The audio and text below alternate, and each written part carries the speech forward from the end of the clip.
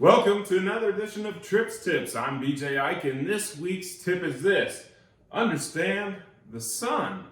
If you are a livestock photographer, you're probably going to be finding yourself taking pictures outdoors. And that means that the sun is your main light source. A lot of people ask me, what's the best time of day to take pictures? And I have to say, that depends, because you have to understand the sun.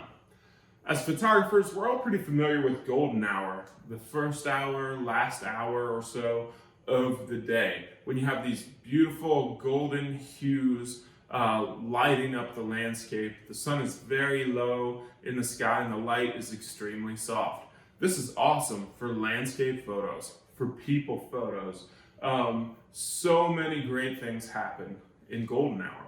But when it comes to getting a great photo of an individual animal, of livestock, that's not quite the best time to be taking your pictures, because we need more light, we need contrast to create shape, to show dimension, to make animals look really stout and powerful. We need the light to kind of penetrate that being and show those animals off, especially when we consider black-hided livestock, red livestock, animals where we need to expose that color that they are and also see their hair and their muscle and their mass in the photograph. So we want the light to be a little higher than golden hour.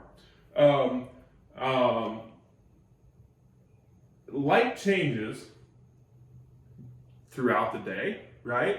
The sun starts really low in the sky, it gets very high sometimes, and then it gets very low again. Every single day repeating. It changes throughout the year. In the wintertime, the sun is very low in the sky where we live here in the northern United States. And it changes depending on where you are on the globe. The sunlight today is very different in South Texas than it is in Worcester, Ohio, for example. And so what time of day depends a lot about where you are, what time of year it is, and how that sunlight changes throughout the day in that location at that time of year. So you need to become a student of the sun. High, bright sunlight shining right down on the top of the animal, that's too harsh. Low sunlight during these golden hours creates long shadows, and it's too soft.